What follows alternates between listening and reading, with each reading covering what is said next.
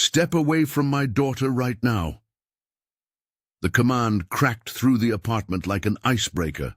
Michael Carter's voice, ordnance brief and iced, filled the living room, collided with the hush. He moved across the polished floor with the raw impatience of a man who'd spent the better part of a year learning that authority could not purchase what it had once bought. Forgiveness, a soft laugh from the kitchen, a family picture framed in sunlight. On the low sofa, a small figure leaned into a woman's shoulder. Emily's body was still, chin tucked, fingers curled around a worn rabbit whose fur had been stroked thin at the ears. Her thumb tapped, twice, then twice again, a rhythm Grace had learned to follow without thinking. Grace Johnson hummed low in her throat, not a song, but a steady tone, a thread to hold by. Her hands were quiet on Emily's back. Her eyes, on the rim of tired, watched the child's breath slow as if she could count the edges of every exhale. Michael stopped 3 steps away and saw it. His daughter calmed by the touch of someone he'd barely spoken 2 words to. The apartment's skyline framed them, glass towers, a smear of neon beyond, the city breathing indifferent and vast, while the room held an impossible pocket of hush. The conflict in his chest was immediate, physical, instinct to protect, something older and stranger, jealousy, gratitude, disbelief. "You don't just pick her up," he said, the words harsher than he meant. "Who are you?" Grace turned her head slowly, as if waking from a submerged breath. Her face showed nothing like the soft fear of the domestic workers he'd seen in glossy magazines, nothing performative. She had a scar of life around her mouth, but not unhappiness.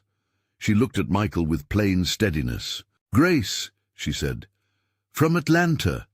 I clean for Mrs. Hargreaves on 73rd. I was just—" She seemed upset. Her voice had a low southern cadence she did not lean on. It was not an explanation. It was the shape of what had happened. Michael's breath went shallow. He noticed the apron folded at her waist, the plainness of her shoes. He wanted to command her out. Instead, he found himself asking, automatically, uselessly, where did she learn to do this? Emily turned her head and pressed the rabbit closer, then tucked its head under her chin. The tapping slowed. The hum became the room's pulse. For a man whose life had been measured in contracts, stock tides, and security briefs, it felt absurd that he could be undone by a lullaby hummed off-key. He had watched more professionals than he could count. Therapists with tidy hands and white papers, a rotating door of assistants who knew how to code behaviors into charts. They taught routines, systems, dietary measures, therapies named after acronyms that filled him with shame and then relief when they seemed to work. But nothing had anchored Emily the way Grace's presence did. Not the clinical certainty of a specialist, not the timeline of textbooks, just human steadiness. The absurdity hardened into something else, a decision, sudden and shockingly humane. Michael's offer came out before he could temper it with calculation. "Stay," he said, "full-time. Live here. Whatever you need." The sentence landed with a quiet physicality. It shouldn't have surprised him. He had the money, the titles, the power to change anyone's life with a signature. But the way it trembled across the room told him more about himself than any board meeting ever had.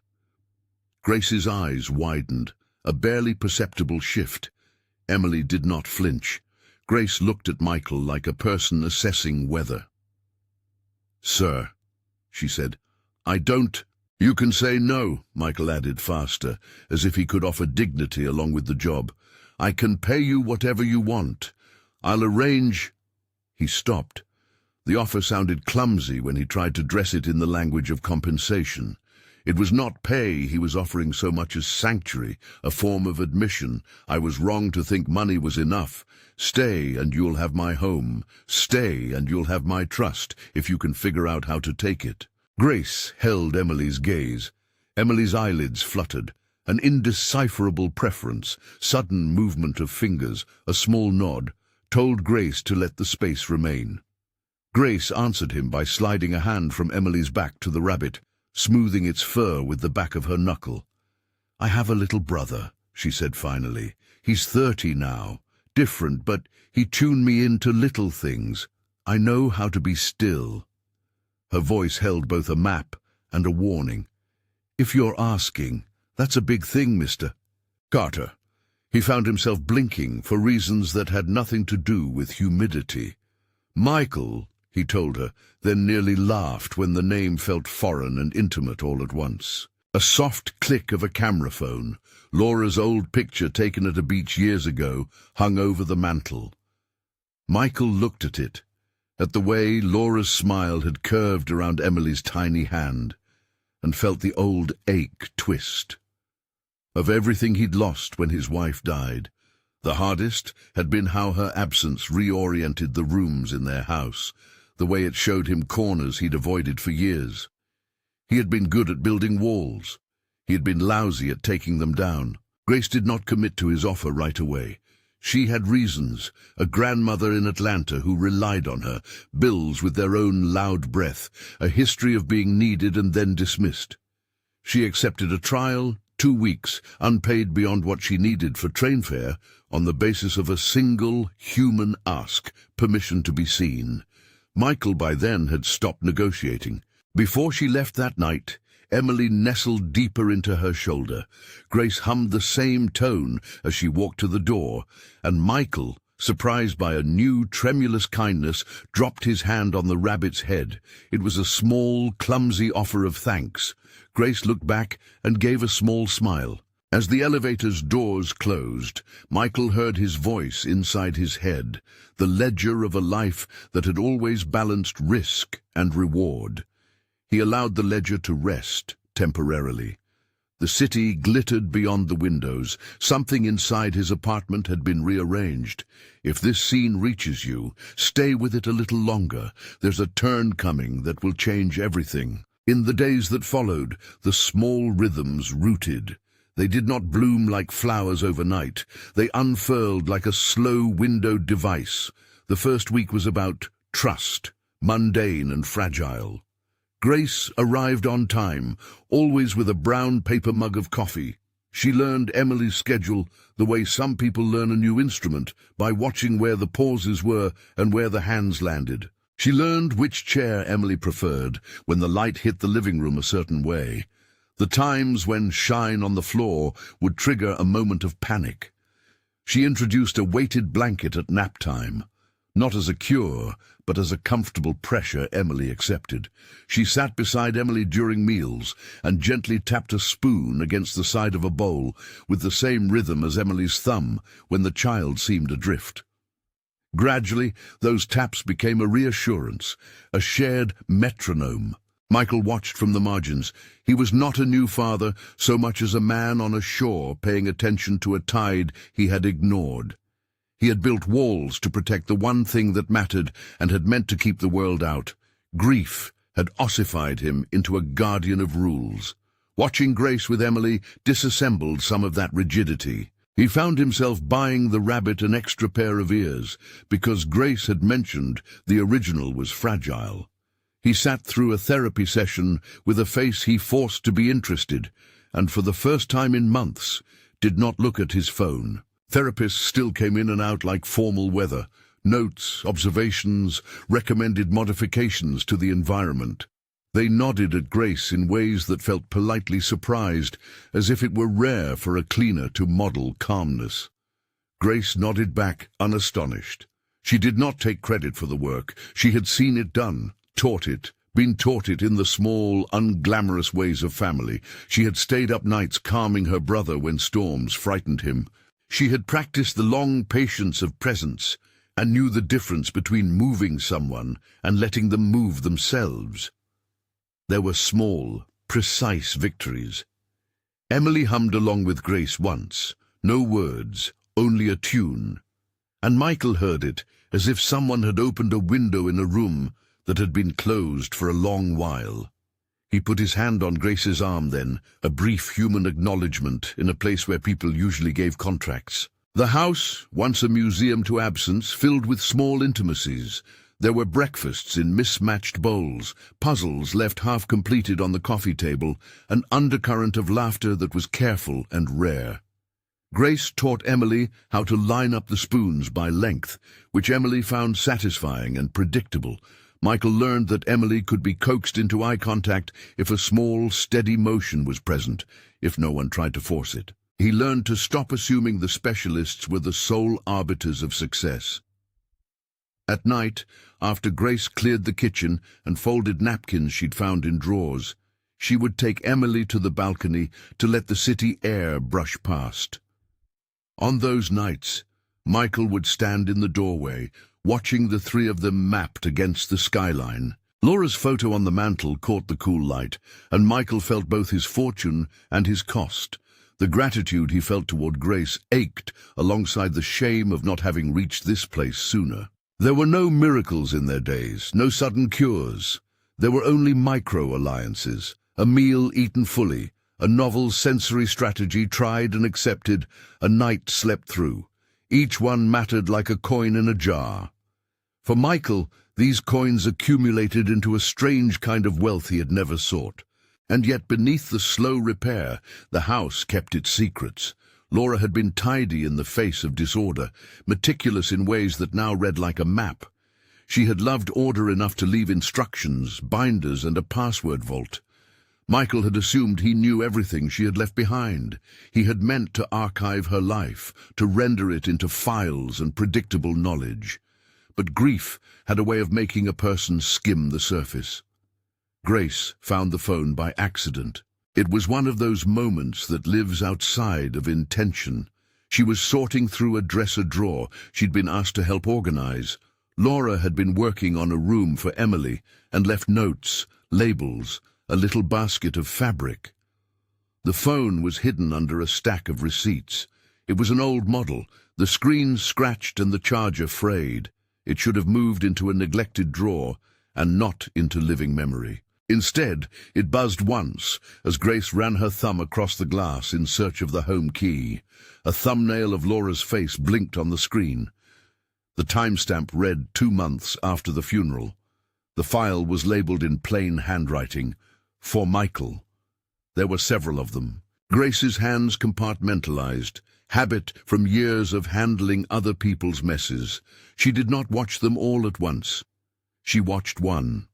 Laura's face filled the tiny screen, face edged with the kind of tired courage people conjure when they think about protecting someone who cannot protect themselves. The words were soft.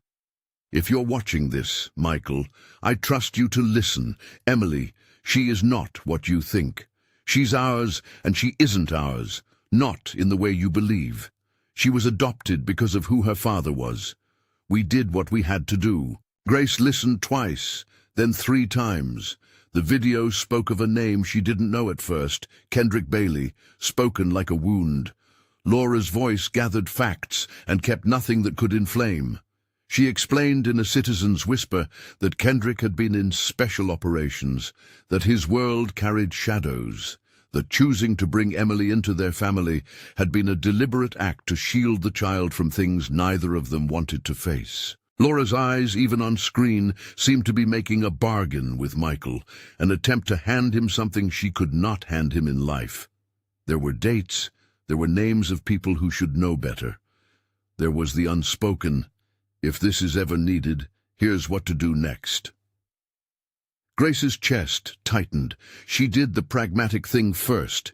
She copied the file to a flash drive no one would miss. She tucked it into her apron and closed the drawer. That night she told Michael.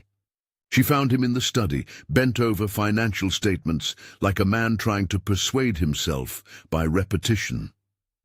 The television in the adjoining room played soft, indecipherable music. The city's hum slipped through the windows. "Mr. Carter," she said, "I found something." Michael's hand paused over the spreadsheet. "Found what?" Grace put the flash drive on his desk. She did not look away.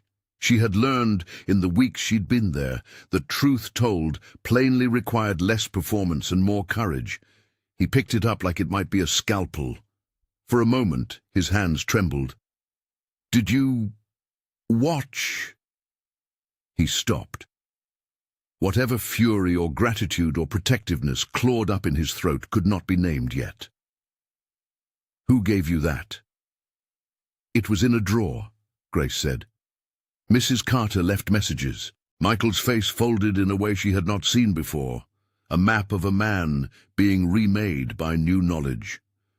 For a minute, he was a father again, raw and ancient, not the executive. The soundscape of the apartment narrowed to the soft static of a distant late-night talk show and their breathing. Michael tried to assemble anger, at Laura for withholding, at himself for not knowing, but the first thing that hit him was a different animal. Fear. It came as physical hotness around the core of him, a visceral squeeze that made the spreadsheet slips blur. "Why didn't she tell me?" he said finally. It was not accusation so much as astonishment. Grace's reply was careful. Maybe she thought she was saving you.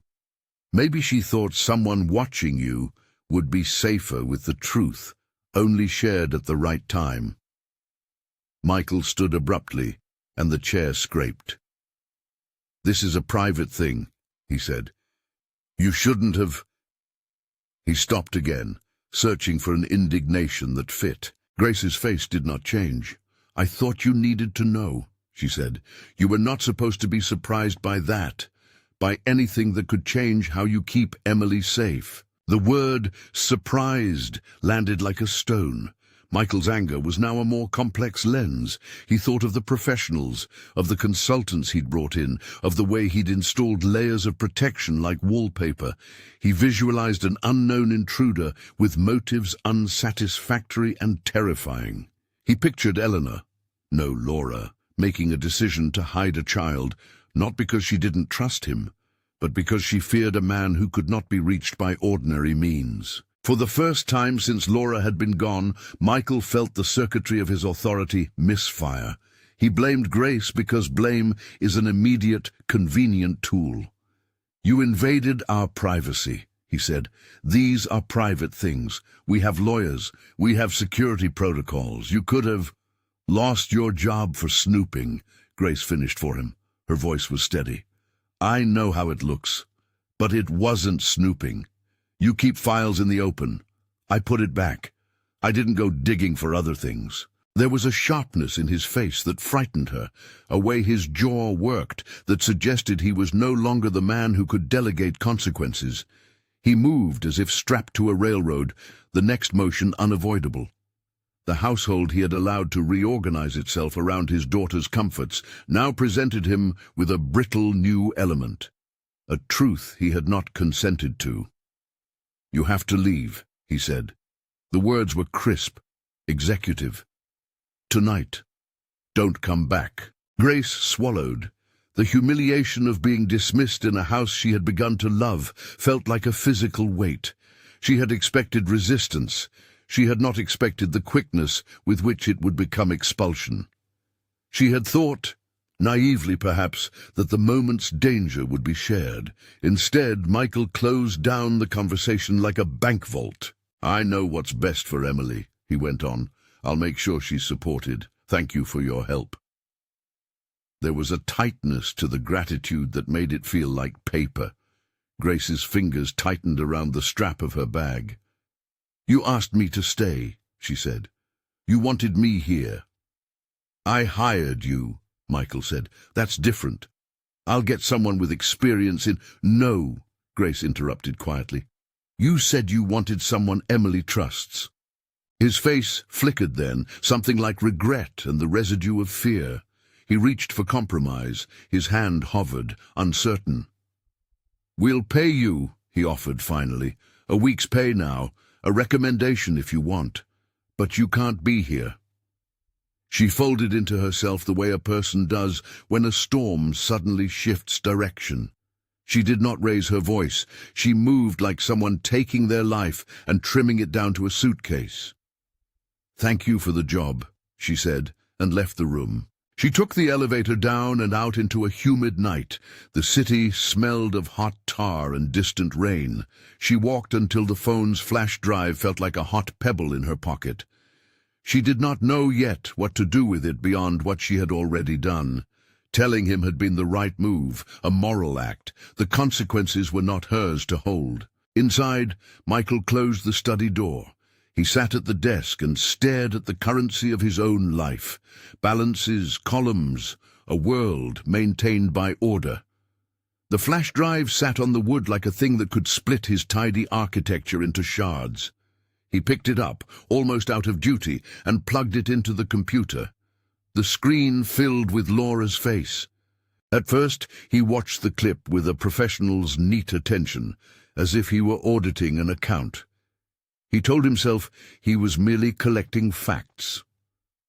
Laura's voice made him soft in a way that was painful. She used the same inflections that had once soothed a kitchen. She talked about Kendrick Bailey in a way that moved from names and dates to a description of a man who'd been trained to disappear into places that were easy to forget. She used the word danger with a restraint that suggested she'd been rehearsing the sentence. By the third clip, his hands were trembling.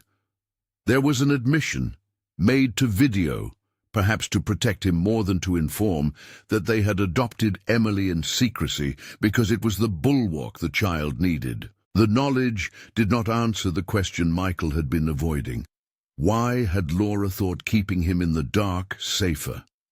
The implication was worse. Someone close had to be involved, someone with the muscle and patience to look for what Laura had hidden. When the video ended, the apartment felt larger and colder. Michael noticed the small personal items he'd left around the house like fossils of intimacy. A scarf Laura had liked, a coffee mug with a chipped rim, the rabbit now resting on the sofa as if waiting for its child. For the first time since they'd buried Laura, he felt like a man being held accountable by the past rather than cruising past it. He thought of Grace standing with her bag on the sidewalk. He thought of the way the woman had hummed, of the way Emily had folded into sound. He had expelled the only person who had managed the impossible, coaxing a child into a small steadiness. He reached for the phone. What he did next moved too quickly to be clean. He called security, called the number for his driver, and told them to find the woman and bring her back. He told himself he wanted to apologize. He told himself he wanted to thank her properly. In the silence, after he clicked off the phone, he felt the first faint stirrings of something like atonement. Outside, the city was indifferent. Grace walked past a diner where a few late-shift workers sipped coffee, her bag weighed at her hip.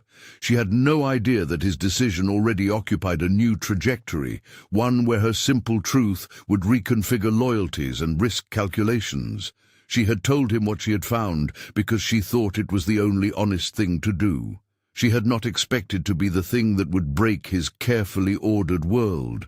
Back inside, Michael replayed the video again, this time more like a man trying to decode a threat than like someone looking for solace. In Laura's last message there was more than names. She'd left references to a file, a phrase repeated twice. "Keep the ledger safe," and then stopped as if the sound of her own breath had reminded her of the weight of saying too much. The screen reflected in Michael's eyes like a mirror of someone who had finally realized how little he had actually known. He stood up and walked to the balcony. Rain began to sift down across the glass, and the city blurred into streaks of light. Somewhere below, a siren rose and fell. He clutched the cold railing with both hands and let the rain cool his knuckles. He felt, all at once, both utterly unprepared and fiercely compelled. There were choices to be made. He could fold the video into a file and keep the house as it had been, clean, organized, bereft but safe. Or he could follow the ragged leads Laura had left him, which would force him to reach beyond the boardroom's comfortable estimations and into the messy, ugly business of protection. Either path required him to accept responsibility in ways he had not before. As the rain knowned on the glass, he made a decision that felt less like calculation and more like a confession. He would find Grace. He would apologize for expelling her. He would ask her to come back, this time not as a cleaner, but as something else, a partner in care.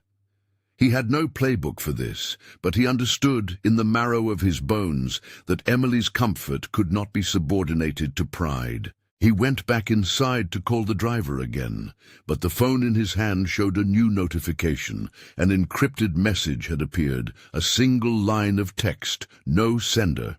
"We know where the ledger is. There is more than you imagine." Michael stared at the words until the light behind the screen went grainy. The message had no signature, only a thin implication. Someone else knew details Laura had tried to bury.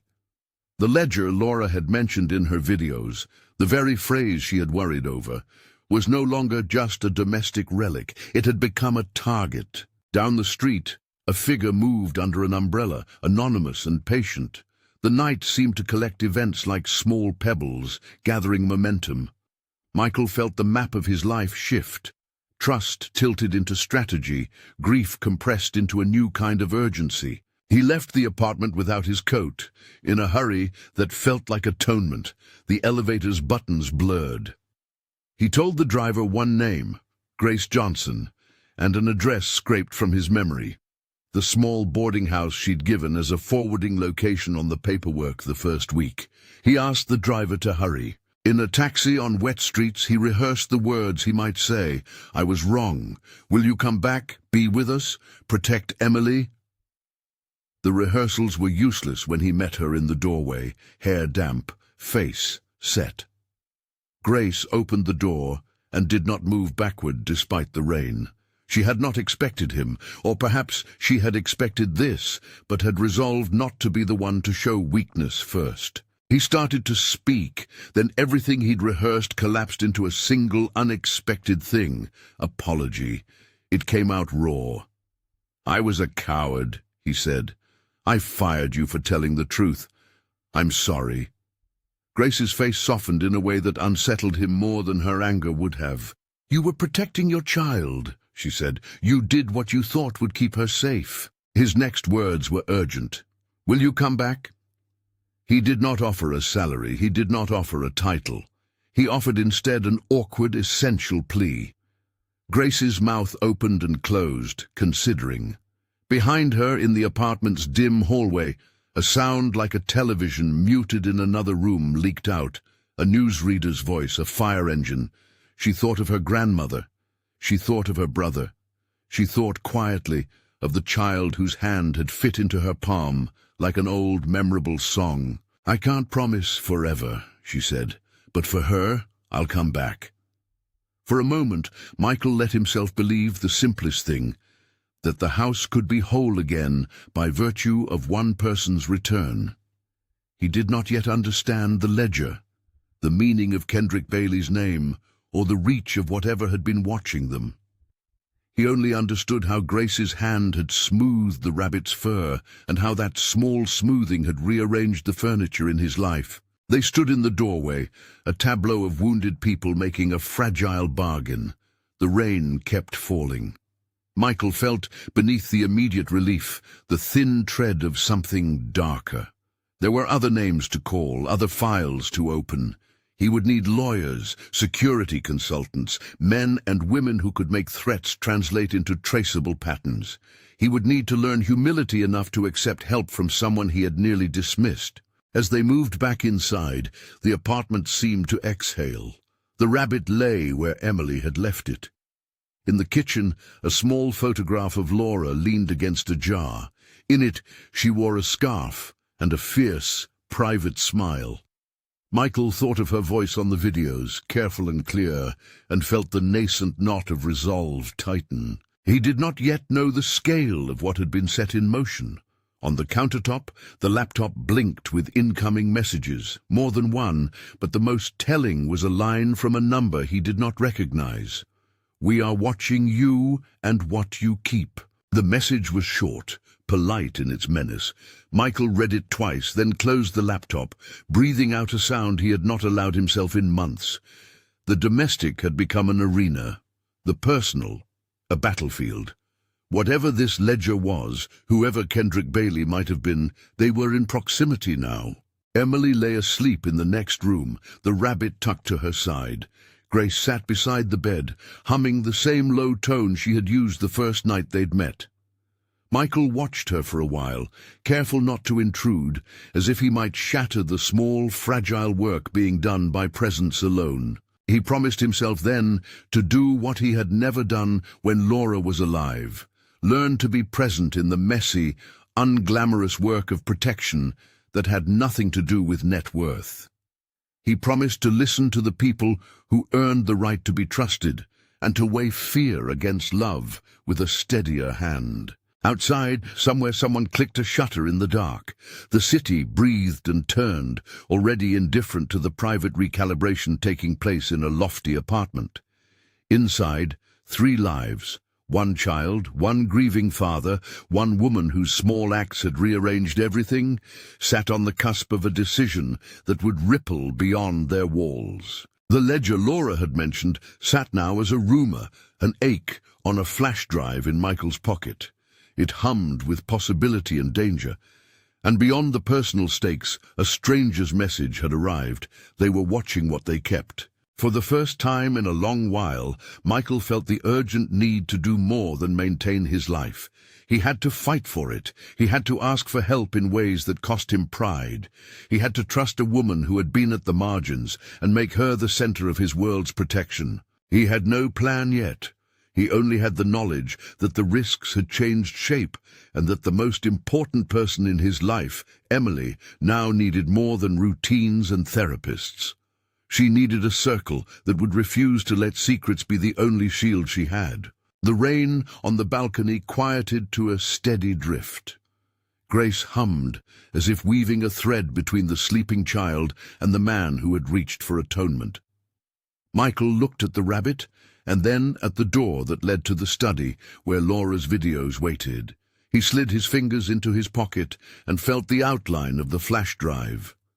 He took a breath and began to move toward what he was sure he needed to do next. They returned to the apartment with the rain still wet on their coats. Inside, the hush was different now, less a pause than a held breath. Emily slept with her thumb at her mouth and the rabbit tucked under her cheek. Grace sat with her knees pulled up to the couch, the low tune she used like a metronome between one breath and the next. Michael stood in the doorway, the flash drive in his palm, feeling heavier than any brief he'd ever signed. He called people that night who had answers, then called people who could make problems go away. He did both with equal urgency. A security consultant he'd used for a private charity gala the year before returned the call within minutes. Her name was Anya Patel, sharp, efficient, the exact opposite of lullaby comfort. Michael listened while she ran through options with the economy of someone who had spent a decade turning chaos into a table of actionable items. "We lock things down," she said. "We secure physical access. We do a sweep. We run background checks on everyone who has been in and out. Then we open channels on the ledger, wherever it is, and map the threat. Whoever sent that message isn't idle. They're watching." Michael had expected a checklist. He had not expected to be grateful for the clipped sound of another person's competence. He told Anya about the videos, about Laura's phrase, "Keep the ledger safe," and about Kendrick Bailey's name. He did not mention the way Grace had hummed over the sleeping child, or how small that had seemed compared to the world Anya moved in. He did not need to. Gratitude toward Grace sat under his words like a low flame. "Bring your daughter to my place tomorrow," Anya said. "We can set a safe room, cameras, redundant locks. I'll get a private investigator on Kendrick and the ledger. No heroics yet. We secure, then we learn." Michael agreed. He ended the call and turned the screen of the laptop toward Grace. For the first time since the night he'd first seen her with Emily, he felt someone else's judgment. Grace looked at the video on the screen the way she'd looked at the rabbit before. Quiet, precise, with a distance that was not coldness but calculation. "I won't leave her alone with strangers during the day," she said. "I'll come with you to the consultant, but if anyone's trying to take Emily, we do not call a Samaritan's line. We call professionals." Her voice had an ease around danger that did not surprise him now. He'd suspected it, had seen its edges when she spoke of a brother and nights with storms. There was a competence that came from years of small-world problem-solving. That competence was now part of the plan. The next morning began with ritual. Grace made oatmeal, coaxed Emily into sitting, arranged the spoons by size until Emily's fingers lingered on the smallest.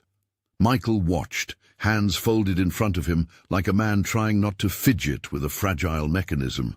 He left a note for Anya, telling her the arrival time and that the child was sensitive to sudden noises. He learned, from Grace, how to explain a camera to Emily in a way the girl could accept, a small, silent owl that blinked but did not move.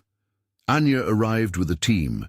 She moved like a conductor, surveillance specialists in dark jackets, a locksmith whose kit clinked, a woman from legal carrying a folder of privacy forms. They asked questions that felt like small, sharp lights. Who had keys? What services had been engaged in the last year? Which contractors had been paid? Grace answered plainly. She had nothing to hide. Michael watched as the team swept the house, tucked motion sensors under lamps, and placed discreet cameras where they would not upset Emily's routines. The investigator Anya recommended, Carlos Vega, arrived later with a folder and a black satchel like a small soldier. He showed Michael two things immediately that made the world tilt. A surveillance, still taken outside Laura's building 2 months before the funeral, and a reverse lookup that tied a plate spotted near a delivery van to a shell company with links to Daniel Shaw. Daniel Shaw was a man Michael had heard of through rumors that never reached boardrooms, a broker whose comfort zone stretched across borders and legal grey. In a world of transactional monsters, Shaw was patient and precise. He held grudges like accounts payable, managed favors as portfolios. The name alone did not translate to immediate alarm in Michael's life. What Carlos told him did. Shaw's pattern is consistency, Carlos said. He doesn't flash muscle in public. He moves through people. He sends men to do things that won't be traced back. He's been connected to arms channels, yes, but also to people who hold secrets. If someone told him something about Kendrick Bailey, and if Kendrick hid something valuable, Shaw would want it. Michael felt the word want like a physical tide. Want, in Shaw's lexicon, meant patient inquiry and then escalation. It meant persistence that did not revolve around violence for its own sake, but around possession. Someone might have taken something of his, and he would take it back. Carlos handed Michael a grainy still, a man with an umbrella, the collar turned up, half a face masked by low light. He had been photographed by a traffic camera crossing outside Laura's apartment the night she filmed those messages. The image did not prove intent, it only provided pattern. "We'll follow threads," Carlos said. "We'll micro-track deliveries, phone pings, anyone who looked at the building that night. But also," he turned to Grace, "whoever cared for Emily the way you did will need to be a constant. Locking doors is simple, trust isn't." Grace closed her eyes for a second and rubbed her temples. "I don't want to be used," she said. "If I'm in, it's for her." Michael watched her say it and heard something like a vow. "Then it's a partnership," he said. The words felt less like a corporate contract and more like the wrong shape of language trying to hold itself upright. They needed each other in ways neither had predicted. He offered to formalize the arrangement, pay, benefits, the works. But more important was the currency of trust. They built buffers around Emily in the following days. They held consultations with therapists not to cure, but to map safe spaces. They taught Emily that cameras could be owls, that a woman with a clip-on microphone was there because she would sing the same tune Grace hummed. The house transformed into layers, soft objects and weighted blankets, visible cameras and hidden sensors, a roster of trusted people with clean backgrounds and names verified by Carlos's contacts. Michael grew used to the smell of coffee in small cups left for the team, and to Grace's modest, bluntly practical interventions. If a protein-rich snack steadied Emily before a session, they adjusted the schedule. As the protective scaffolding was erected, the domestic life that had started to take shape deepened.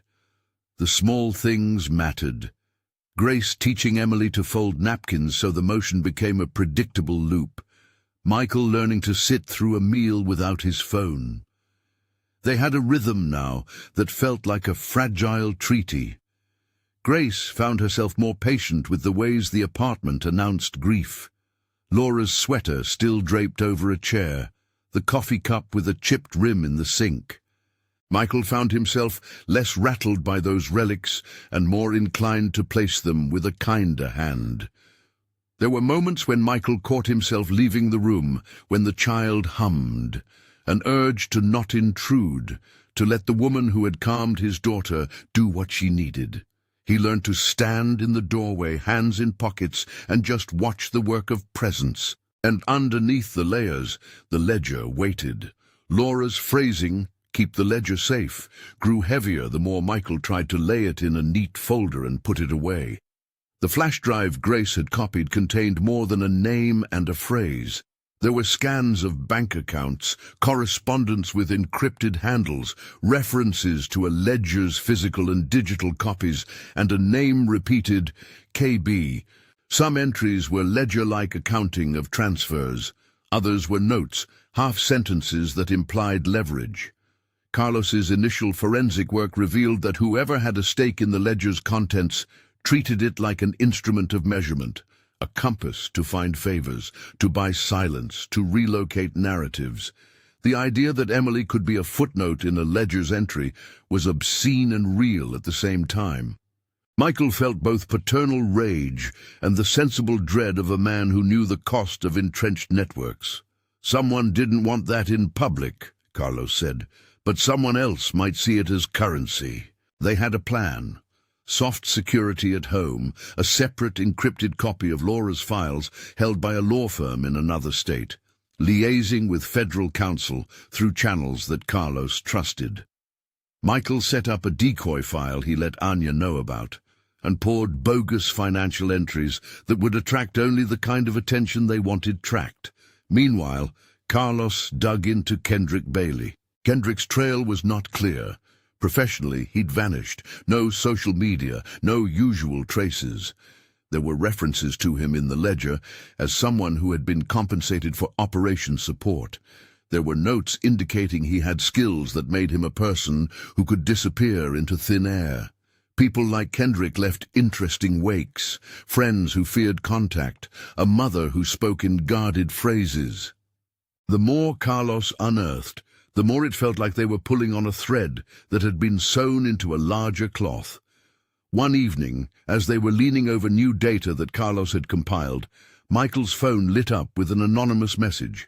The same line he had seen before: "We are watching you and what you keep." This time there was more, a time and a place. "Meet us at the pier near the Hudson tonight at 9. Come alone." Michael's first instincts were a tangle. Call the police, set a trap, tell Anya, do anything but go. But the message had a purpose. It was an opening. Someone patient enough to send a message like that wanted to see how he would respond. Walking into that kind of invitation without a plan was stupidity. Ignoring it might be misread as weakness. The ledger was not just a piece of data. It was now a negotiation. He told Anya, and she widened her eyes in a way that made him glad she had been briefed. "We take it seriously," she said, "but we don't go in without backup. If he tries to bait you, someone will be watching the perimeter. We'll tail you. We'll have local PTZ cameras on that dock." "It's a test," Carlos said. "Tests can be traps, they can be warnings, or they can be a way to start a conversation." "We'll go anyway," Michael said. "I won't be bullied into silence. If someone wants to talk, let them talk in front of witnesses." There was another element that almost made him change his mind. Grace. She watched him plan like someone holding a thread of their own. Michael expected her to say nothing. Instead, she touched his arm. "If you go," she said, "you don't go alone." He had rehearsed going alone as a way of keeping the household safe, but her insistence was not a plea. It was strategy born from living with dangers that did not announce themselves with trumpets. Michael resented the idea at first, not because of her, but because the old laws of his life equated protection with control.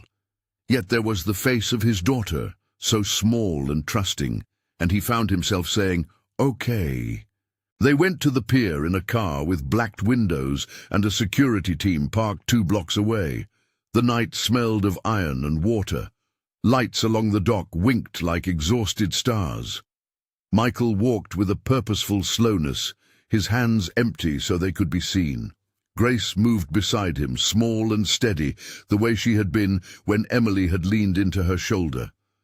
Anya and 2 of her men took positions farther down the pier, visible but not conspicuous. The man who emerged from the far end of the dock fit the shape of menace the surveillance photos had promised. Tall, carefully dressed, the kind of face that watched and left no echo. It was not a brawler's face. It was a man's face who built rooms that needed keeping. He smiled the sort of smile that softened the air around a man who was claiming space. "Mr. Carter," he said, "you must be tired." Michael kept his gaze level. "I'm listening." "Good." The man folded his hands. He spoke with a tone that was cultured, amused. "My name is Daniel Shaw." Michael had expected the name, but hearing it aloud on the pier made it a thing that could move. Anya's men shifted, subtle. The night hummed with the sound of distant traffic and the kite-line whistle of wind over water. Shaw's presence was a lesson in tempering force with theatre. He walked slowly, measured words like currency. "Laura was careful," he continued. "She left things where they could be found by people who cared. She left things that people like me would want to discuss." "Discuss?" Michael echoed, trying to make the word a wedge rather than a surrender. Shaw smiled. "I would prefer to negotiate. I don't enjoy unnecessary complications, Mr. Carter. You have something—" He nodded toward Michael's coat, implying the ledger. "That could be valuable to people I work with." Michael felt every muscle rise. The impulse to protect the child sprang first. "You will not threaten my family," he said. Shaw's expression did not change. "I don't threaten, sir. I offer opportunities. Opportunities are always less ugly than violence, but opportunities have conditions. We'll make this simple. Hand over the ledger, wherever it is, and I will ensure that no one hurts your daughter." The offer was a poison pill wrapped in courtesy.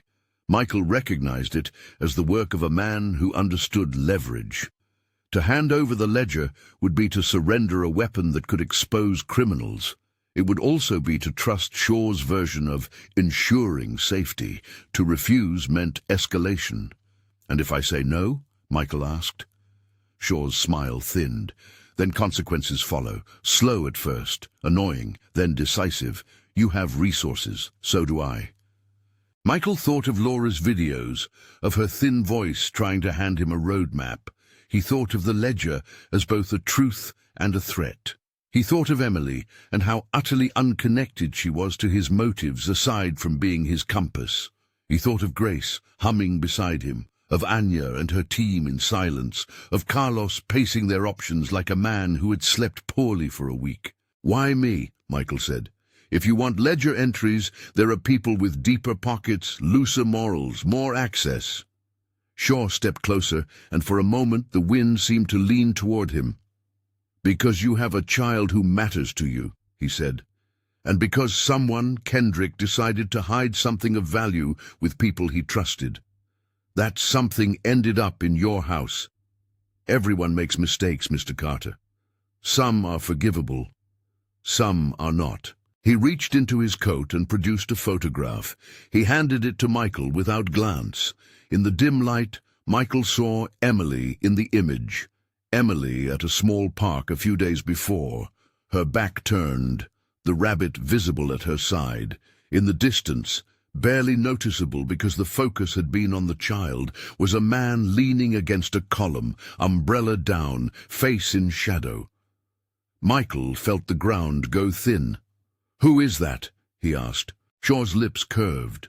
"A man who watches." He took the picture back. "You understand, I'm not in the business of infantile threats.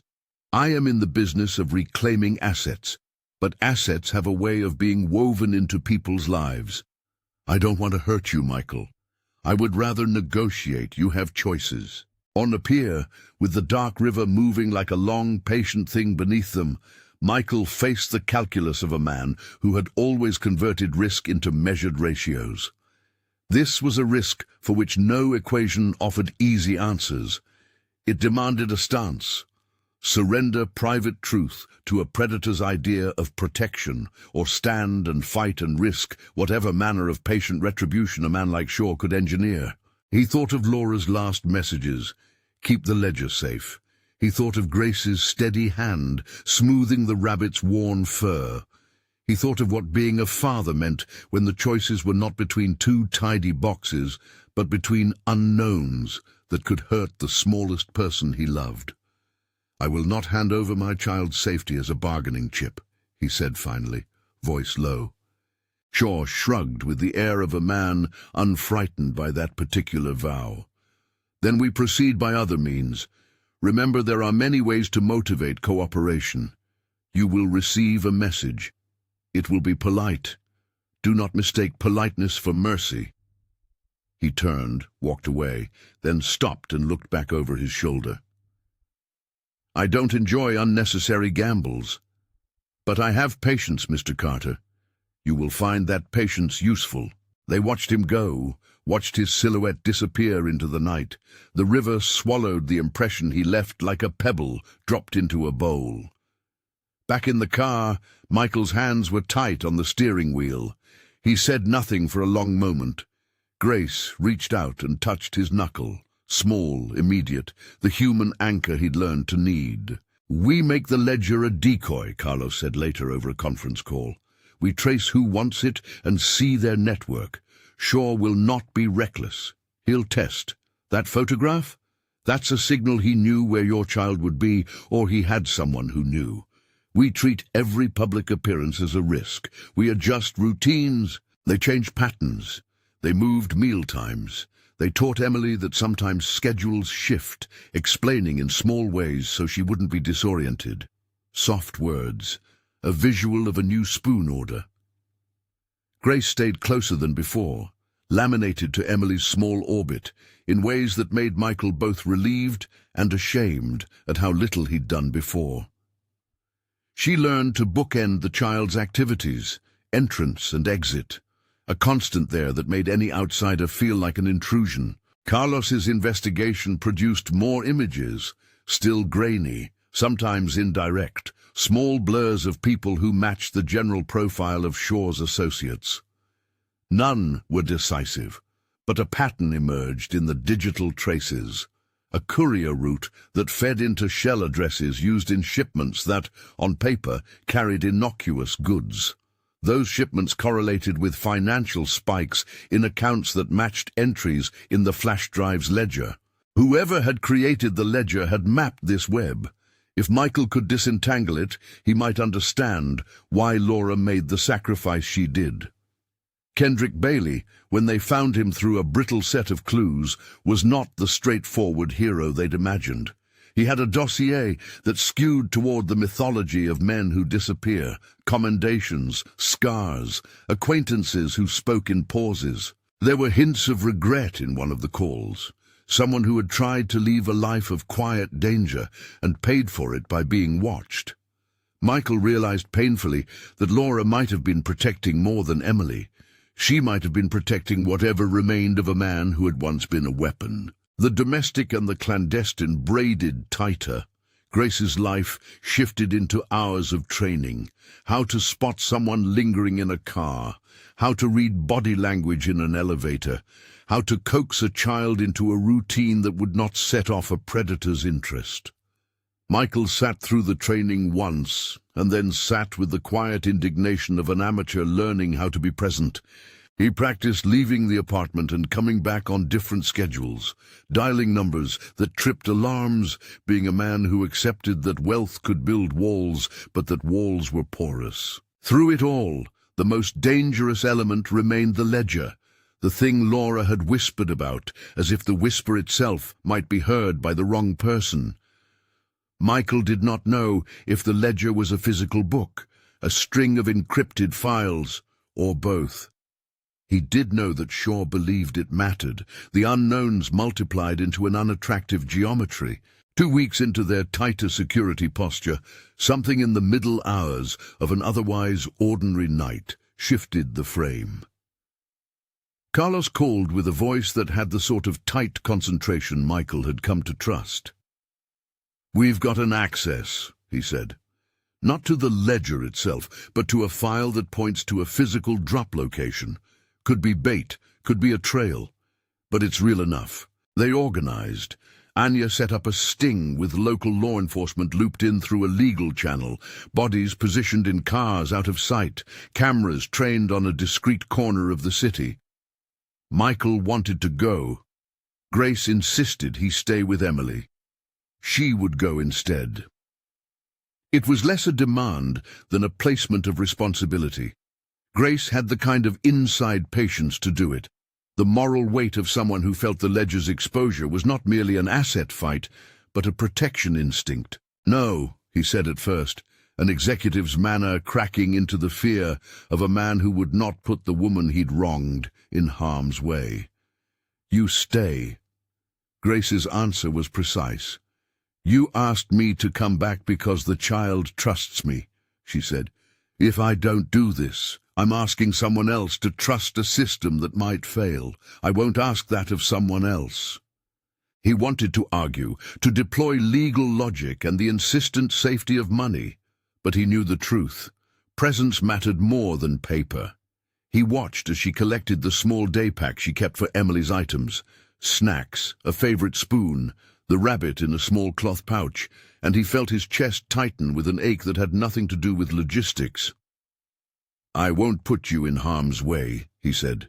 "You won't ever tell me how to protect a child," she answered, a hint of fierce humor, "but I will let you pay for gas." They met at the drop location in the teeth of an October rain. A courier was expected to leave a package under a bench and vanish. Anya's team waited 2 blocks away, the police parked in unmarked cars. Grace moved through the city like someone who had folded its edges and known where they bent. Michael stayed home. He held Emily, felt her thumb, and tried to make each breath not sound like a prelude to catastrophe. The drop happened as predicted. A man in a navy coat left a small, unremarkable package beneath a bench. Grace stepped out and signaled, retrieving the box. It contained a small flash drive and a folded paper note, a URL and a code. It was serviceable, anonymous. Carlos had told them to expect a breadcrumb more than the ledger itself. But as they moved to retrieve it, the man who'd left the package turned. For a moment he was merely a passer-by. Then he spoke, not to Grace, but to an empty space, letting his voice float toward the line of cameras.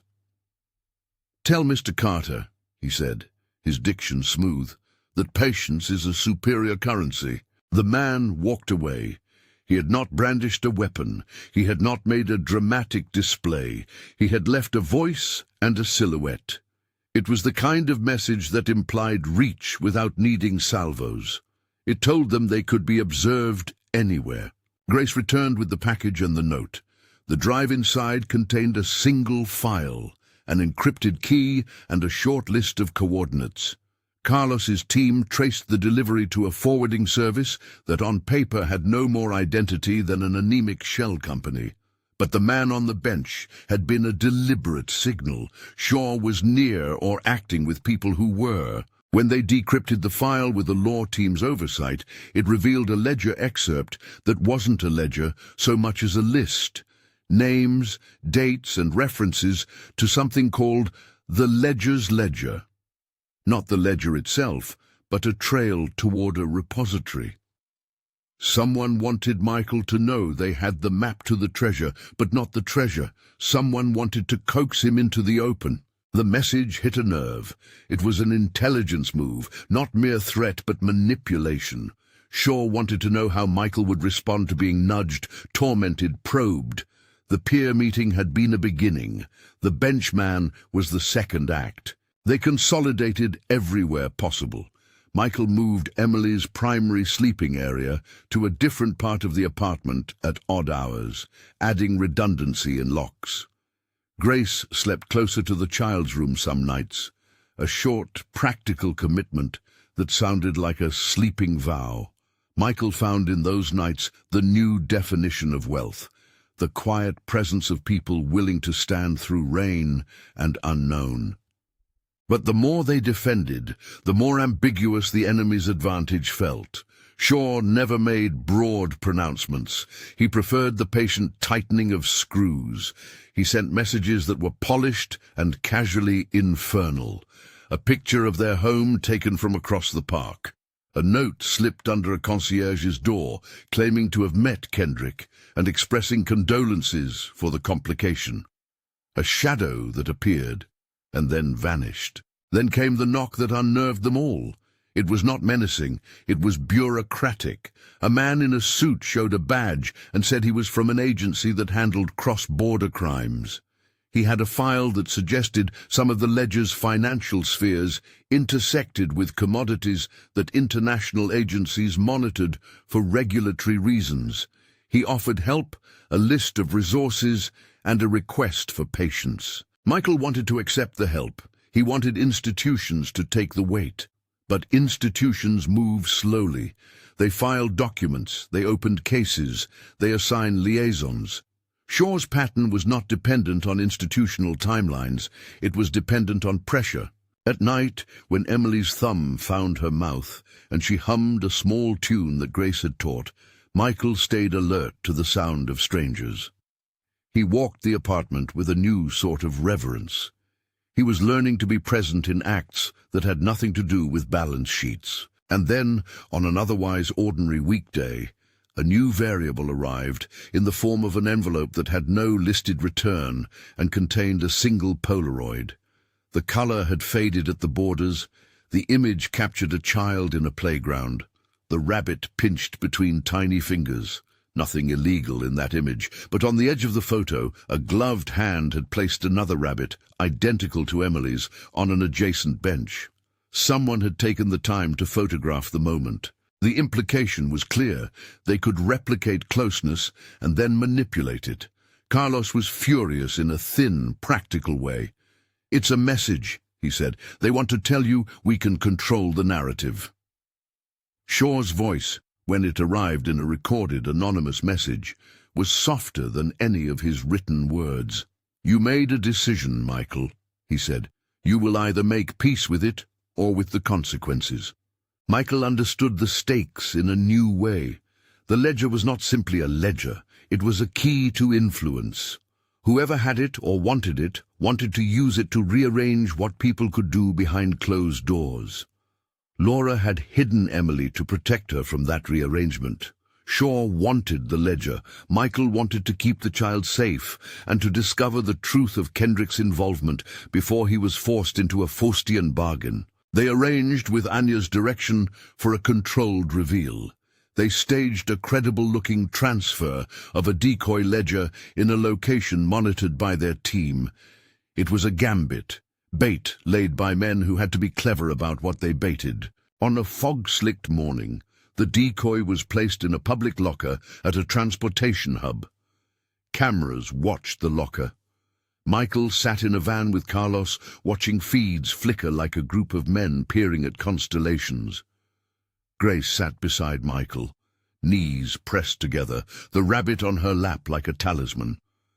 Emily was with a trusted temporary caregiver at Anya's chosen safe house, only a few blocks away and heavily shielded. To Michael, leaving his child, however briefly, felt like an exposure that needed a rational ledger of its own. The decoy worked. A man approached the locker, accessed it with a fake key, and withdrew the package. He moved with the casualness of someone whose steps had been practiced, but as he rose, the cameras caught his profile. Digital enhancement revealed the shape of a jaw, the tilt of a hat. Carlos matched the image to an associate he'd identified months before, an operator who worked with Shaw, not Shaw himself. Shaw was patient. He sent others first. The van moved, and the surveillance team tracked. They cornered the man in a side street where law enforcement, tipped and waiting, arrested him. He had no ledger on him beyond the decoy. He was interrogated. He admitted to being paid to test and collect, not to check the content itself. He said, "It's not our job to read. It's our job to make sure the ledger lands where Mr. Shaw can decide." But the arrest provided them a trail. Phone calls, bank transfers, addresses. They found a server in a property that, on paper, belonged to an import-export company. Inside was a cache of files, small encrypted packages that suggested the ledger might exist in several shards, distributed to prevent singular seizure. There were traces of what looked like transfers associated with illegal trade. Nothing photogenic, nothing cinematic, just the dry, bureaucratic proof that their problem was both real and thorny. Shaw responded with a single, clean act that made the world go quiet. He showed up at a fundraiser Michael was scheduled to attend. Michael spotted him in the crowd from the moment he entered, a man with the cool aura of someone where a room was a chessboard. Security's attention tightened, but Michael was ready for spectacle. He walked straight up to Shaw and in the middle of polite banter said, "You leave my daughter out of this." Shaw smiled, the same small tilt as on the pier. "You misunderstand, Michael. My reach is not a personal thing." He lifted his glass. "It's transactional." After the event, Shaw sent a gift, a small leather-bound notebook, no name inside, delivered to Michael's study with a note that read simply, "Consider this an invitation to understand the value of endings." Michael placed the notebook on his desk and felt its weight like a small, deliberate threat. The pressure grew with a tide-like inevitability. Michael began to sleep on the sofa some nights, the way men do when patterns demand proximity. He woke in the dark sometimes and heard Emily humming. Grace would have been there if possible. He became jealous of her constancy in a way that surprised him, not jealous of Emily, but jealous of the ease with which Grace could be present. A few days later, the problem shifted into an immediate personal test. Anya called him, in a tone he could not place. "Meet me at the docks," she said. Now, he went. Anya met him with that expression that meant she had unspooled information layered enough to require a quiet place. She showed him a photo, a man in a car, in a neighborhood near the safe house where Emily had been briefly held for a checkup and a change of routine. The man hadn't approached Emily. He had remained in his vehicle, but the license plate had been traced to a local rental company, and the rental company's security footage had shown the man waiting in the car for 2 hours. "It wasn't a direct threat," Anya said. "It was a message. He's testing the perimeter." Michael felt the temperature of the world drop. "We move Emily," he said. "Now." They executed a relocation, a short trip to a cottage outside the city where Anya had reserves in case of escalations. Grace went with them. The cottage was small, with thick curtains and a single warm bedroom for Emily. The rabbit sat on the bedside table like a sentinel. Michael watched the child learn the place slowly, testing walls, finding where the light settled in the afternoons, and pressing her palms to the heat of the heater like a small animal claiming something soft. In the quiet that followed, Grace and Michael planned in small, intimate meetings. Grace had become the intimate who knew the child's habits, the one who could soothe, distract, and redirect. She sat at the table with a stack of notes Carlos had provided. Maps, safe routes, phone numbers of emergency contacts. "You'll need to be ready to leave at a moment," she said. "If someone wants the ledger more than life, they don't give an announcement." He listened, tried to let the steadiness in her voice become a part of him. He had always been a man who moved through the world in buffers, nets and teams and accounts. Presence was now its own currency. He learned to keep his speech economical and honest. Late one night, as the rain leaned into the windows, a soft chime from Michael's phone pulled him back into the world he'd been trying to hold steady. A photograph flashed, a simple picture from a camera across the road back in the city. It showed the entrance to his building. Someone had taken it from a passing car. In the foreground, someone had set down a child's stuffed animal, Emily's rabbit. The rabbit wasn't on the porch. Someone had placed it inches from the stoop, an artful, unnerving display. The image had no signature. It carried the implication that they could manipulate familiar objects and place them where their intended audience would find them. The message was clear. Proximity was not just possible, it was a strategy. He called Carlos and Anya, and they moved with the quiet urgency of trained teams. They dispatched a sweep of the building, alerted concierge staff, and changed pickup routines. Emily's world shrank into a tight set of gestures. Old routes abandoned, predictable patterns blurred. Grace's presence became more than comfort. It was a logistics operation. And then the call came that made all the strategy feel like a rope stretched over an abyss. A woman reporting that a camera outside a school had captured a flash of movement, an outline of a man matching a watch list figure. The man had not approached the children. He had simply stood with his back to the building and watched. The feed had been logged and stored by a teacher who had noticed that something about the man's posture had been off. Michael listened to the description and saw Emily's small hand in his mind. The world condensed into choices that were not mathematical. He and Grace sat together that night with plans and small human things, steam rising from mugs, the rabbit sleeping on a shelf. They rehearsed the contingencies. If an intruder was sighted near an outing, if a message arrived asking for the ledger. "What would you do if," Grace began, words catching on possible outcomes. "Someone said they'd take the ledger, and if you refused, they'd take something else instead." Michael's answer was not a boardroom policy. "Then I would trust you enough to make the decision I couldn't make," he said. "I would let you choose." The frailty of the statement hung between them like a fragile promise. Grace's hand found his and squeezed once. They were not partners in a corporate sense. They were partners in a thing that felt older, a covenant to guard a child's life. On a week when fog sat low on the river and the city seemed muffled as if the world had leached color, they received an unexpected invitation. An anonymous envelope slid under the door with a single phrase on a postcard, "Stop hiding and make it easier on yourself." The handwriting was careful. It was an ultimatum in humidity. Michael wanted to answer with force, with law, with a public fury that could be printed on glossy paper and called into cable programs. He wanted to storm offices and have men carry statements. Instead, he sat on the couch with the rabbit in his lap and felt the weight of a man who had been given choices beyond boardroom reports. He realized that his role had transformed into a kind of shepherding, managing the daily weather of caution and comfort. The weeks that followed were a compendium of small victories and relentless pressure. Carlos's team traced wires that led to dead drops. Anya created redundancies in communication.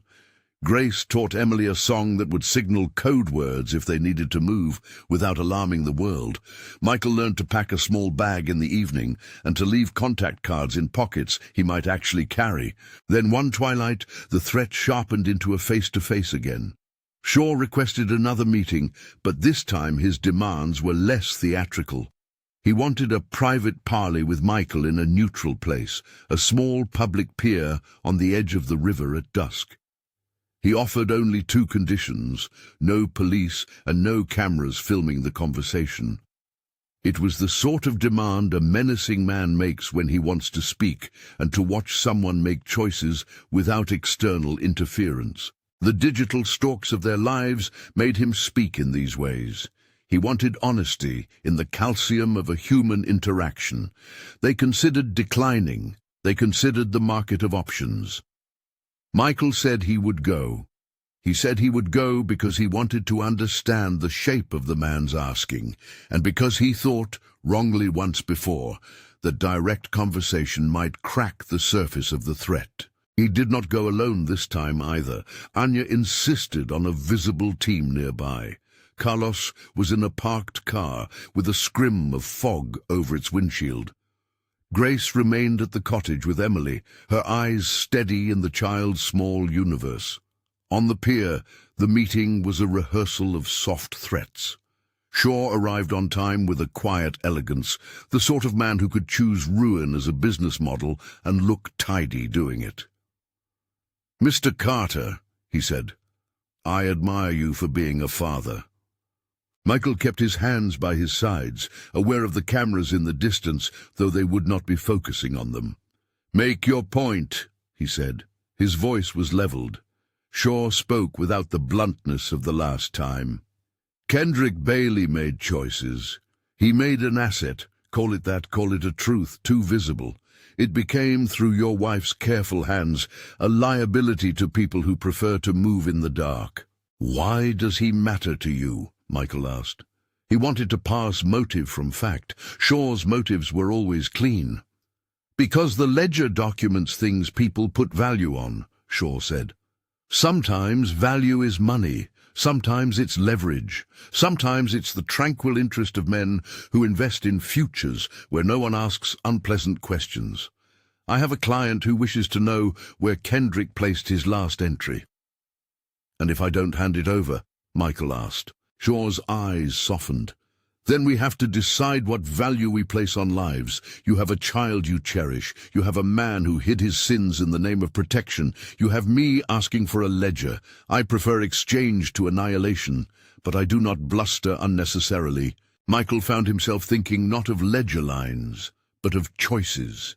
Surrender could dismantle a web of illicit trade, but surrender could also make them complicit in a system that used people as currency. Stand and refuse, and whoever's patience tested them might escalate in ways beyond his control. He attempted to buy time with questions: where the ledger was stored, who was the client, what did they want? But Shaw gave nothing that could be weaponized in court or in a public chamber. He offered instead the specter of informed hunger. "The ledger holds answers," he said, "and answers have worth. I can make an offer to you that will protect your child. I can also make a counter-proposal that will ensure persistence. It's your shape to choose." Michael left the pier with nothing resolved. Shaw's meeting had been nothing but an invitation to a future where decisions might be makeable through negotiation. It did not feel like an offer. It felt like a clock being wound. When Michael returned to the cottage that night, the air felt thin.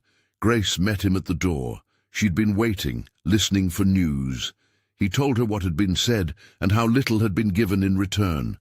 Grace's face showed not fear, but calculation.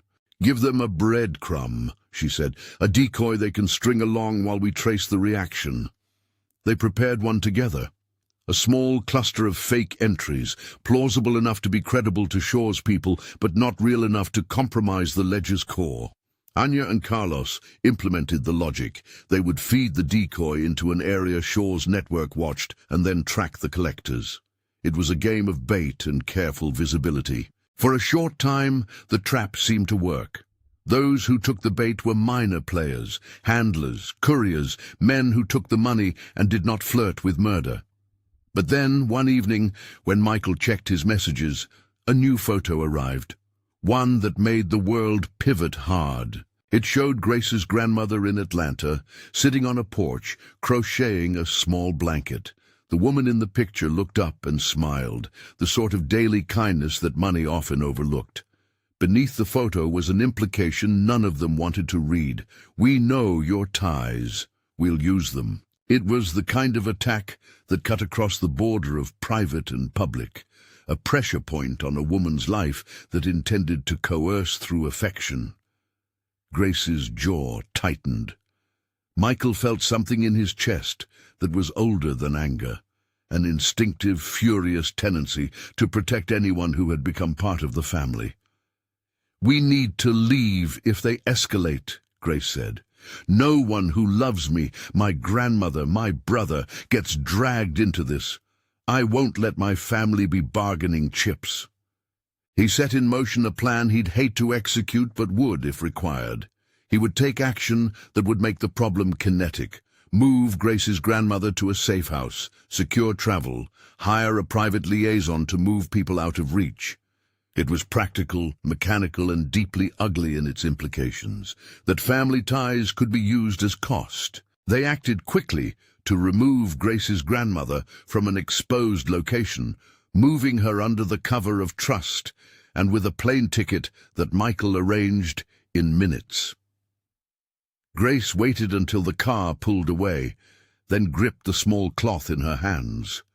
The last time she had seen her brother had been years ago. Now the threat touched both their worlds. That night, Anthony, one of Carlos's men, placed a dossier on Michael's desk with a single photograph inside. The man who had taken the picture of Grace's grandmother. The man had not been in their intelligence set.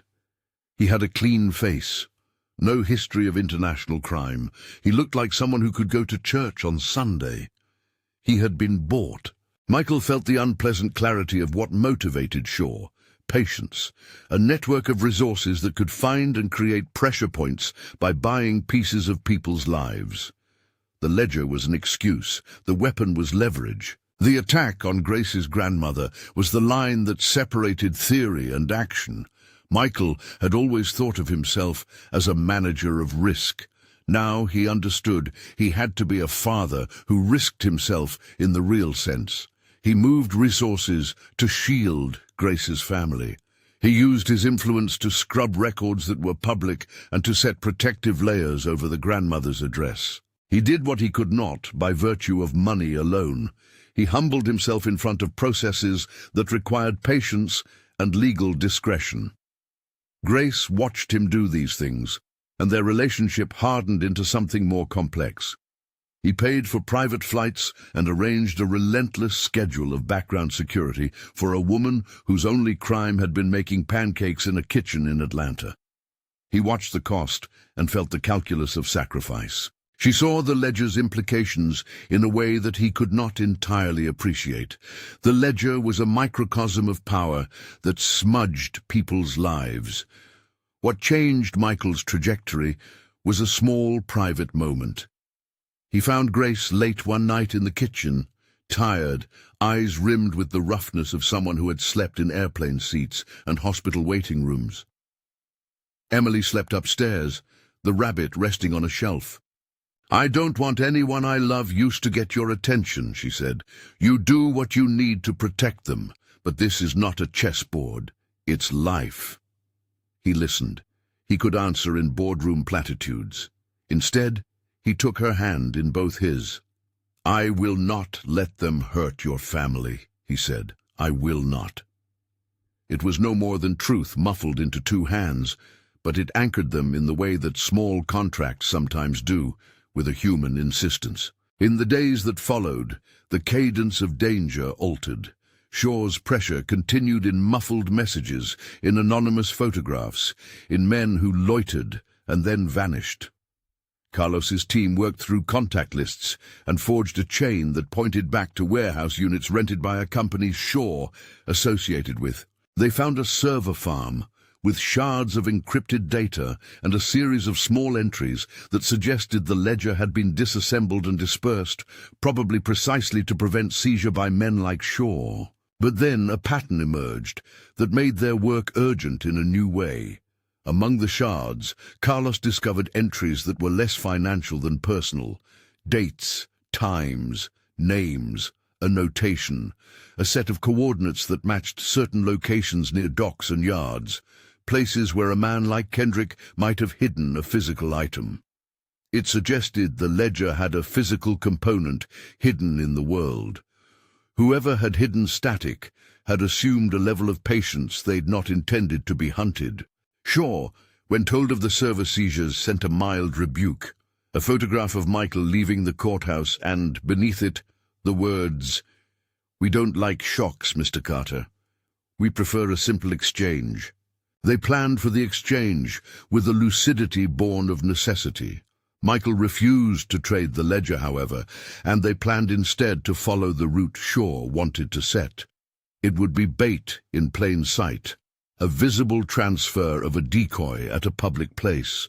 With law enforcement close by and cameras capturing the collectors, they would then leverage the arrests into leads and try to pry Shaw's network open. On the day of the decoy, the city was clear, with sunlight slicing through the high buildings. Michael drove with Carlos and Anya, while Grace watched Emily at a small safe location nearby. The decoy package was left under a bench at a commuter station, just as before, and the handlers moved. They were arrested in a series of quick, coordinated actions. The men had no direct ties to Shaw in court records, only the faint trace of payments that could lead to a middling broker. But the action triggered something different and unscripted. A man in a dark coat left the crowd and made his way to a public payphone and dialed a number. He spoke in measured sentences. "Hold the thread," he said. "The ledger's location is compromised, but the ledger's map is still ours. Move to Plan B." Carlos's men tracked the voice to a local warehouse. Anya's team moved in. The warehouse was empty of people, but full of signs. Crates with coded markings, parcels labeled in a shorthand that suggested movement. And, in a locked office, they found a single battered tin box, a possible hiding place, possibly a relic. Inside the box was not the ledger. It was something else, a child's small drawing of a rabbit, smudged and treasured. On the back, a note. "For Emily, be careful." The handwriting was Laura's. The discovery reframed the ledger into something more complicated. It suggested that whoever had hidden the ledger had left sentimental things nearby, as if to anchor the person who might later find it. Laura had intertwined the ledger with her love. The box of trinkets was less currency than affection. It was more human than power alone. Shaw's network responded to the warehouse bust with a new sharpness, a tracked movement of men with patience and the ability to move people before dawn. They hit a few dead drops and shifted tactics from direct to circuitous. The message was clear: persistence. They kept pressure on by wearing down the cushion of safety Michael had tried to build. The final beat came when they announced a public ultimatum. Shaw released a short video made by an anonymous hand. The visuals were composed like blackmail. An image of Emily's rabbit in a field, the note on the back of Laura's drawing. The voice that overlaid the video was not Shaw's voice. It was a manufactured message. "People make the mistake of thinking their children are beyond the market," it said. "But children are leverage. They are points of attention. You can hand over the ledger, or you can watch your world become inconvenient." The video spread quickly the way small things do. It did not carry explicit instructions for violence. It carried implication. The city felt smaller. Michael sat in the study and watched the video until the hues bled. He turned to Grace and saw the exact shape of armor that had taken months to assemble around her. She had become, in that terrible algebra, a guardian with raw edges. "We're not going to give them anything," she said. "We change the ledger's meaning." He asked what she meant. She explained with quiet pragmatism. "We will publicize Laura's files in a way that makes them impossible to weaponize without scrutiny. We'll split them, half to legal, half to media, half to law. We take away their leverage by making the ledger public. If it's public, it's no longer a bargaining chip." Michael understood the brilliance of the thought and the risk. Shaw had said he preferred transactions to bloodshed. Publicizing the ledger was an act of stripping away his bargaining power. If they made the truth public, they removed blackmail. But it also exposed more names, more histories, more people who might be harmed by truth. He considered it and felt the pulse of a man learning to weigh moral ruin against safety. He imagined the ledger's entries, reading across a screen and the names that might appear. He thought of the ripple of consequences. He thought of Emily and what it would mean for her entire life to be the center of a public narrative. "We'll need a plan," Carlos said. "We do this cleanly. We time it. We involve counsel. We put evidence into multiple hands at once. We make it a distributed truth." They set to the work with the clarity of people who had nothing to lose except their illusions. The operation was surgical. Legal channels engaged, secure streams prepared, media contacts cultivated with strict conditions. They would not dump raw data. They would give controlled revelation that presented facts without the kind of salacious rendering that turned victims into displays. Laura's files would be framed as a shielded truth, a defensive architecture. Shaw watched the work and, as he had warned, was patient. But patience has its limits when leverage evaporates into transparency. The weeks that followed were chess moves in 3 dimensions: press statements, sealed evidence to oversight bodies, conditional releases that told a story while keeping specifics off the table. In the middle of this, something else happened. A man came to the cottage late at night, a figure out of the city's softer fears. He came not to Michael, but to Grace. He was not violent. He was quiet, a man in a jacket who had known Grace's family in the past. He had a note for her. Her brother Kingsley had surfaced in town. He was alive. He had been watching. He was not safe. The man said, "They know him. They want him to be quiet.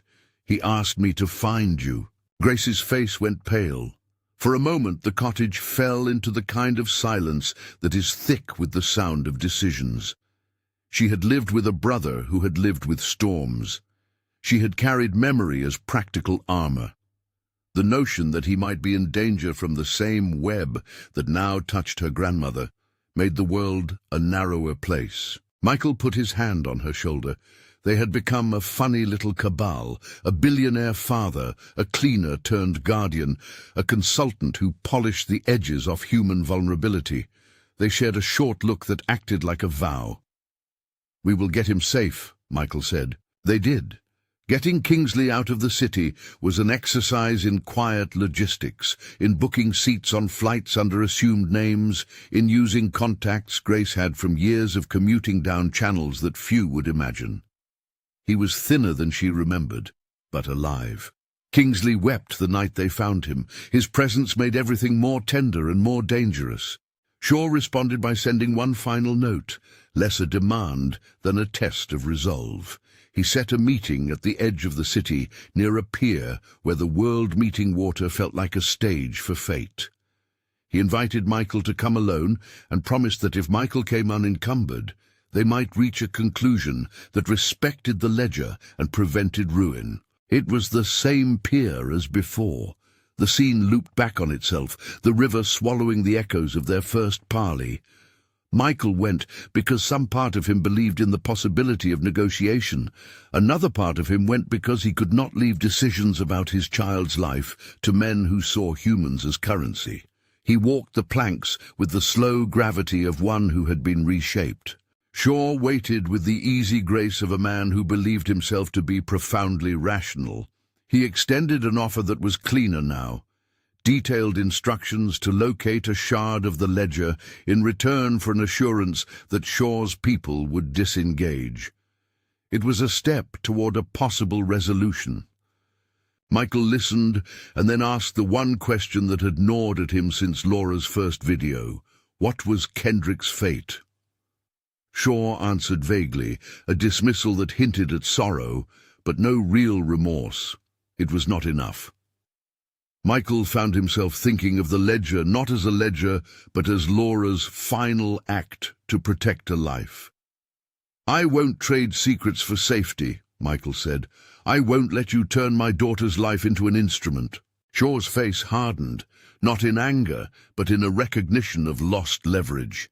"You think in absolutes," he said. "That will make you messy. That will make you hurt." They stepped back from the pier and into the long evening. The conversation had ended without a clean resolution. Yet the meeting had changed the dynamics. It was clear that Shaw had both patience and determination. and that he preferred the delicate architecture of bargains to overt coercion.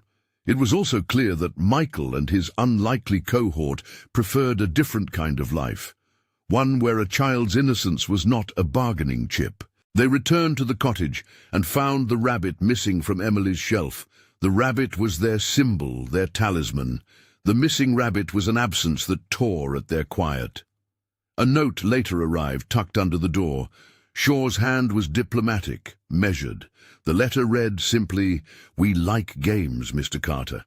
Your family is interesting. Continue to play, and we'll see how the board unfolds." It was the last word for now. They tightened. They moved people. They hardened edges and softened rooms. They held Emily like an anchor. They made plans that assumed escalation.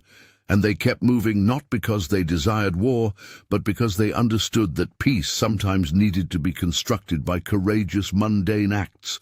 A changed route to school, a different nap time, a lullaby hummed with purpose. Grace slept for